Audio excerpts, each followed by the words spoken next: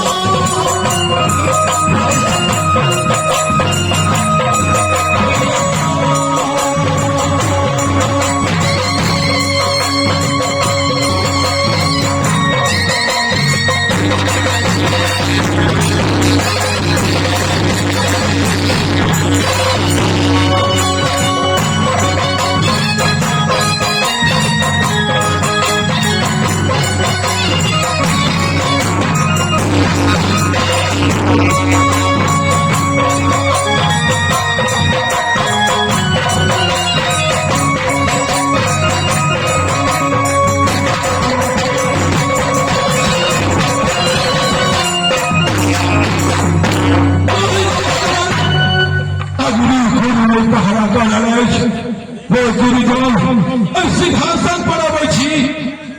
बहुधा एक मंत्री सिपाही के पता होता देखे छी सिपाही कमिटी साहब ग्रामीण सब एक कुर्सी भेजवा दिया सीट के लिए एक कुर्सी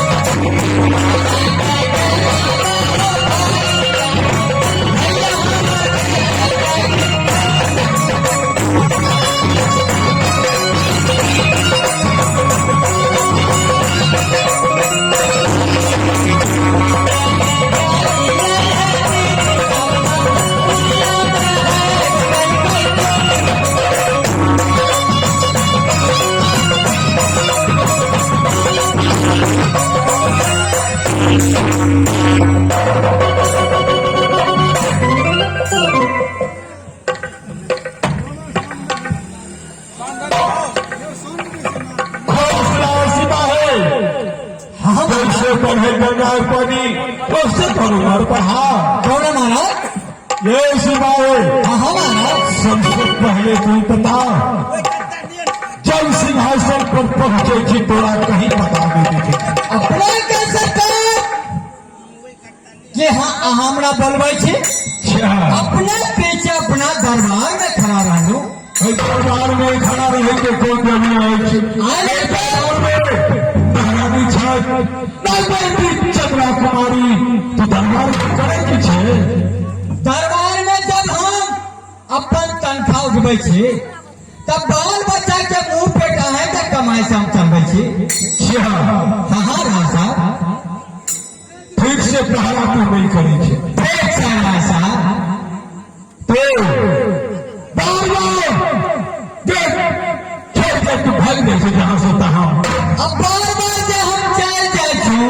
कहीं मौत चल जाए है कि आई फसकेपुर गांव में फांसी के कमी में छे खाली एक गिरफ्तारी पी के चले तो तारीफ क्या कर छे हाँ कहीं मौत हो जाए तो से खुदता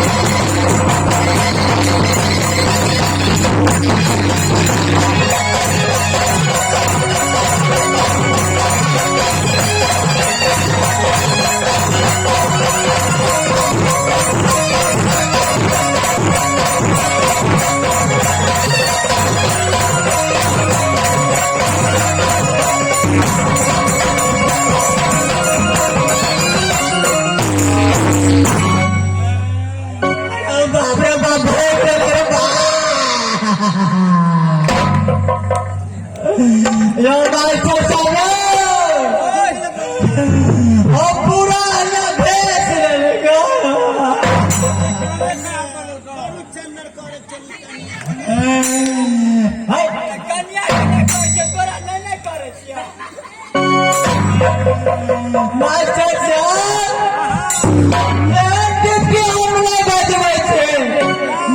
हम चल जाए छे मास्टर साहब हमारे कार्य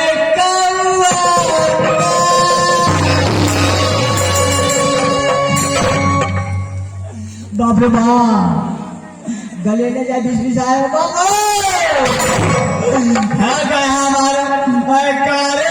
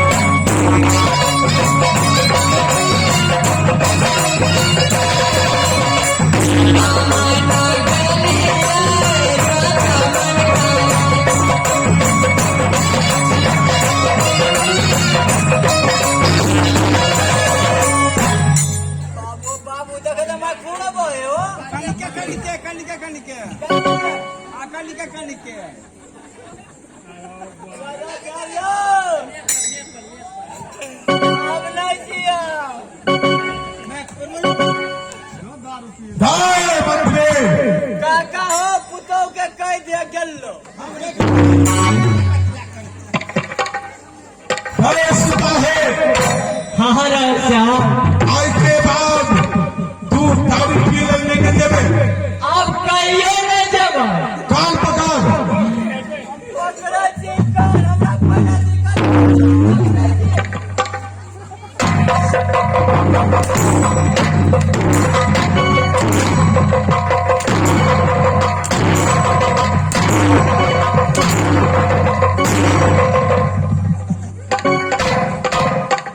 हर ज्यादा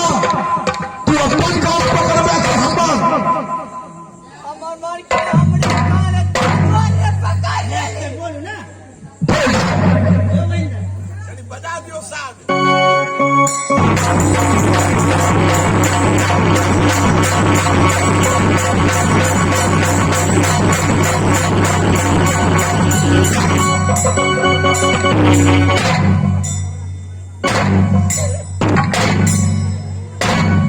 भेल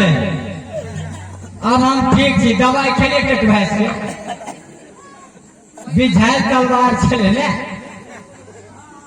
तब अपने के राजा साहब बता हाँ चमड़ा कुमारी के जैसी सागनी सुनने दे रहा हूँ 12 वर्ष मोटी चमड़ा की अग्नि करने दीजिए अब हमारा बात है